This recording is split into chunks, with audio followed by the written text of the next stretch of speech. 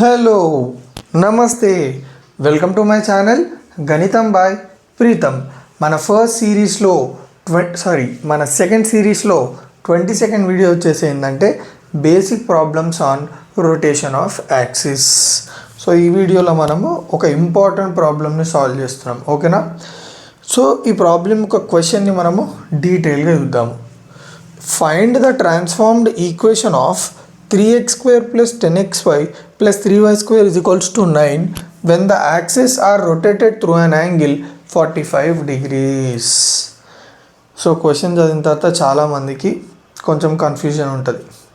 ఎవరికి కన్ఫ్యూజన్ ఉంటుంది అంటే ఎవరైతే ఫస్ట్ టైం ఈ కాన్సెప్ట్లో ఈ చాప్టర్లో ఇదే వీడియో చూసే వాళ్ళకి కొంచెం క్లారిటీ ఉండదు.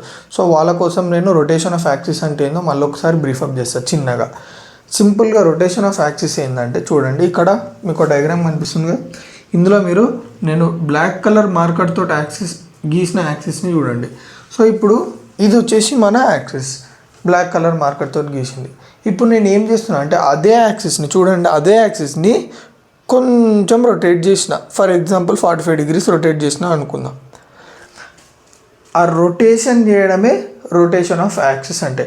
సింపుల్గా యాక్సిస్ని ఒక యాంగిల్ తోటి తిప్పడాన్ని మనము రొటేషన్ ఆఫ్ యాక్సిస్ అని అంటాం. అట్లా తిప్పినప్పుడు ఏమవుతుంది చూడండి, యాక్సిస్ అనేది ఇట్లా టిల్ట్ అవుతుంది కదా. సో అట్లా టిల్ట్ అవ్వడాన్ని రొటేషన్ ఆఫ్ యాక్సిస్ అని అంటాము, ఓకేనా. అసలు ఇప్పుడు ఈ రొటేషన్ అయితే ఏం చేంజ్ అవుతుందంటే మీరు గమనించండి, మనం ఒరిజినల్ యాక్సిస్ ఉన్నప్పుడు ఒక లొకేషన్ స్పేస్లో ఇప్పుడు మనము ఇది కాంటాక్ట్ యాక్సిస్ అంటే 1, 2, 2, 3, 3, 4 అట్లా తీసుకుంటాం కదా. అట్లా నేను నార్మల్గా ఒరిజినల్ యాక్సిస్లో ఒక పాయింట్ తీసుకున్నా, P small x, y అని. ఇప్పుడు అదే పాయింట్ ఎప్పుడైతే మనం యాక్సిస్ని షిఫ్ట్ చేసినామో అదే point P capital X, capital Y లెక్క ట్రాన్స్ఫార్మ్ అవుతుంది. ఎందుకు చెప్పండి, యాక్సిస్ అనేది రొటేట్ అయింది కాబట్టి. రొటేట్ కాకపోతే P small x, small y ఉంటుంది, కానీ రొటేట్ అయింది కాబట్టి ఈ స్మాల్ x, స్మాల్ y అనేది క్యాపిటల్ X, క్యాపిటల్ Y లెక్క ట్రాన్స్ఫార్మ్ అవుతుంది. సో ఇదే రొటేషన్ ఆఫ్ యాక్సిస్ కాన్సెప్ట్. ఇప్పుడు చూడండి, find the transformed equation of 3x square plus 10xy plus 3y square is equals to 9. మనల్ని ఏం అడుగుతుండు, ట్రాన్స్ఫార్మ్డ్. మనం ట్రాన్స్ఫార్మ్డ్ అనగానే ఒక్కసారి మనం ఈ డయాగ్రామ్లోకి వచ్చి చూసుకోవాలి. ట్రాన్స్ఫార్మ్డ్ అంటే ఏదైతే మనం చేంజ్ చేసిన తర్వాత వచ్చిందో అదే ట్రాన్స్ఫార్మ్డ్ అంటే. ఇక్కడ యాక్సిస్ ఒరిజినల్ ఇది, దాన్నే మనం తిప్పితే న్యూ యాక్సిస్ వచ్చింది. సో ఇప్పుడు క్వశ్చన్ అంతా ట్రాన్స్ఫార్మ్డ్ యాక్సిస్కి సంబంధించినవి. సో మనం ఏం కనుక్కోమంటున్నాం, ట్రాన్స్ఫార్మ్డ్ ఈక్వేషన్. సో మీరు గమనించినట్టయితే ఇందులో ఈ ఈక్వేషన్లో మనకి స్మాల్ x, స్మాల్ y ఉంది. So small x, small y దేనికి సంబంధించినవి, ఒరిజినల్ యాక్సిస్కి సంబంధించిన పాయింట్ అది. సో ఇప్పుడు మనము ఈ ఈక్వేషన్కి ట్రాన్స్ఫార్మ్డ్ ఈక్వేషన్ అనుకోవాలంటే క్యాపిటల్ X, క్యాపిటల్ Y టర్మ్స్లో మనము ఈక్వేషన్ కనుక్కోవాలి. చూడండి, when the axis are rotated through an angle 45 degrees అంటే యాక్సిస్ అనేది 45 degrees టర్న్ చేసింది, ఓకే. ఇది ఒరిజినల్ ఈక్వేషన్, మనల్ని ట్రాన్స్ఫార్మ్డ్ ఈక్వేషన్ కనుక్కోమంటుండు. సో ఒరిజినల్ ఈక్వేషన్ ఏంది, 3x square plus 10xy plus 3y square is equals to 9. ఎంత రొటేట్ చేసినాము, 45 degrees. So నేను ఈ ఈక్వేషన్ని 1 అనుకుంటున్నా, జాగ్రత్తగా గుర్తుపెట్టుకోండి. సో మనకి ఒరిజినల్ ఏమంటారు, ట్రాన్స్ఫార్మ్డ్ కోఆర్డినేట్స్కి ఒరిజినల్ కోఆర్డినేట్స్కి మధ్యలో ఒక రిలేషన్షిప్ ఉంది, ఓకే. ఆ రిలేషన్షిప్ ఏంది చూడండి, ఈ ట్రిగ్నోమెట్రీ టేబుల్ తోటి మనం ఆ రిలేషన్షిప్ని డ్రా చేసుకోవాలి. ఎట్లా అనేది నేను నీకు చెప్తా. చూడండి, మనకి సపోజ్ స్మాల్ x కావాలనుకోండి, స్మాల్ y కావాలనుకోండి, ఏం చేస్తాం, స్మాల్ x ఇది ఈక్వల్స్ టు మీ దారా కనిపిస్తుందో కాలం వైజ్ ఏం చేయాలి, capital X into cos theta plus y into minus sine theta అంటే ఇట్లా చేయాలి, ఇట్లా యాడ్ చేయాలి. ఈ టర్మ్స్ని మల్టిప్లై చేసి యాడ్ చేసి మళ్ళీ ఈ టర్మ్స్ని మల్టిప్లై చేయాలి. సిమిలర్గా స్మాల్ y అన్నారు అనుకోండి, క్యాపిటల్ X సైన్ తీటాని మల్టిప్లై చేసి ప్లస్ పెట్టుకొని క్యాపిటల్ Y కాస్ తీటాని మల్టిప్లై చేయాలి. సింపుల్గా హారిజాంటల్ లేకపోతే కాలం అని గుర్తుపెట్టుకోండి, ఓకేనా. ఒకవేళ మనకి క్యాపిటల్ X కావాలనుకోండి, అంటే క్యాపిటల్ X అంటే ఏం చేయాలి, capital X is equals to row wise అంటే small x into cos theta plus small y into sine theta. సిమిలర్గా capital Y is equals to small x into minus sine theta plus small y into cos theta. So ఈ trick మీకు తెలియాలి. So ఇక్కడ మనల్ని ఏం కనుక్కోమంటుండు, transformed equation కాబట్టి మనకి ఈక్వేషన్లో ఏముండాలి, క్యాపిటల్ X, క్యాపిటల్ Y ఉండాలి కాబట్టి చూడండి, స్మాల్ x ఇది ఈక్వల్స్ టు చూడండి small X is equals to capital X cos theta plus Y into minus sine theta, plus into minus ఎంత మైనస్ కాబట్టి minus Y capital Y sine theta. సిమిలర్గా y is equals to capital X sine theta plus capital Y cos theta. అర్థమైందా? Small కనుక్కుంటే మనము ఆ small ప్లేస్లో ఈ big అంటే ఈ స్మాల్ ప్లేస్లో మనం ఇవి పెట్టుకున్నాం అనుకోండి, మనకి క్యాపిటల్ ఎక్స్ క్యాపిటల్ వై టర్మ్స్లో వచ్చేస్తాయి. సో క్లియర్గా అర్థమైందా?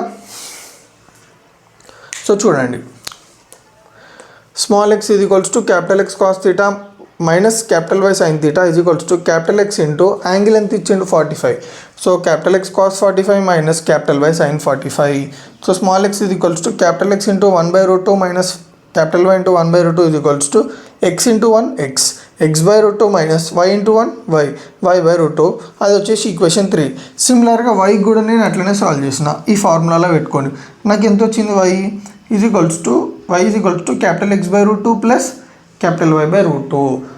So small X small Y రెండింటిని కనుక్కున్నా. ఒకవేళ మనకి ఇక్కడ ట్రాన్స్ఫార్మ్డ్ ఈక్వేషన్ ఇచ్చిండు అనుకోండి, మనకు ఒరిజినల్ ఈక్వేషన్ కనుక్కోమంటే ఏం చేస్తాము? ఇక్కడ ఏం తీసుకుంటాం మనం? Small X is equal to తీసుకోం, capital X is equals to తీసుకుంటాం. ఓకే, మనకి ఇక్కడ ఏమి ఇచ్చిండో లెఫ్ట్ హ్యాండ్ సైడ్ అది ఉండాలి ఫార్ములాలో. సో మనకి స్మాల్ ఎక్స్ స్మాల్ వై ఉంది కాబట్టి left hand side small X small y ఉండాలి. అంటే మనం స్మాల్ ఎక్స్ స్మాల్ వై రాసుకోవాలి. ఓకే, సపోజ్ మనకి ఇక్కడ క్యాపిటల్ ఎక్స్ క్యాపిటల్ వై ఉన్నాయనుకోండి, మనము లెఫ్ట్ హ్యాండ్ సైడ్లో క్యాపిటల్ ఎక్స్ క్యాపిటల్ వై తీసుకోవాలి. ఓకేనా? సో క్లియర్గా అర్థమైంది అనుకుంటున్నాను. ఇప్పుడు నేను ఏం చేస్తున్నా అంటే ఈ 3ని 4ని 1లో పెడుతున్నా. Okay, 3x² plus 10xy plus 3y² is equals to 9. Okay, so 3 into small X ప్లస్లో ఏం రాసుకోవచ్చు? x/√2 minus y/√2. So 3 into x/√2 minus y/√2 whole square plus 10 into xy, X ప్లస్లో ఏముంది? x/√2 minus y/√2 into y ప్లస్లో ఏముంది? x/√2 plus y/√2 plus 3y² అంటే 3 into x/√2 plus y/√2 whole square is equals to 9. తర్వాత నేను ఏం చేసినా చూడండి, ఈ రెండు ఎల్సిఎం తీసుకున్నా. కింద ఎంత ఉంది? √2. సో √2 ఎల్సిఎం ఏంది? √2. సో మీద ఎట్లుందో అట్లా వచ్చేస్తుంది. 3 into x minus y/√2 whole square plus 10 into same ఇక్కడ కూడా ఎల్సిఎం తీసుకుని ఇక్కడ కూడా ఎల్సిఎం తీసుకున్న సేమ్ వచ్చేస్తుంది. x minus y/√2 into x plus y/√2 plus ఇక్కడ కూడా చూడండి x/√2 ప్లస్ y/√2 అంటే ఎల్సిఎం తీసుకుంటే 3 into x plus y/√2 whole square is equals to 9. So 3 into whole bracket x minus y/√2 whole square అంటే x² plus y² plus okay extremely sorry.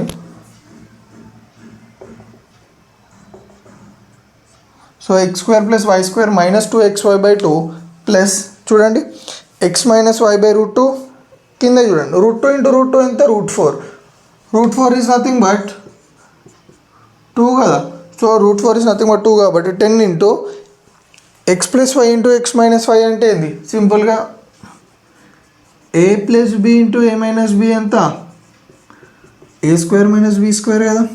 So x minus Y into x plus Y అంటే x² minus y²/2 plus 3 into ఇక్కడ చూడండి a plus b whole square. So a plus b whole square ఫార్మాట్లో ఉందా లేదా? x plus Y whole square అంటే so మీకోసం రాస్తున్నాను. a plus b whole square అంటే a² plus b² plus 2ab. So x² plus y² plus 2xy/2 is equals to 9.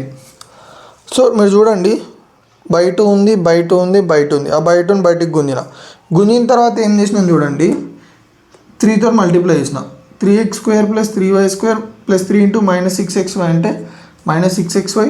తర్వాత 10 into x² 10x², 10 into minus y² minus 10y², 3 into x² 3x², 3 into y² 3y², 3 into 2xy 6xy is equals to 9.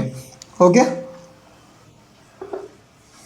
So ఈ 1/2 ఉందా, ఈ 2 not పంపిస్తే ఏమవుతుంది?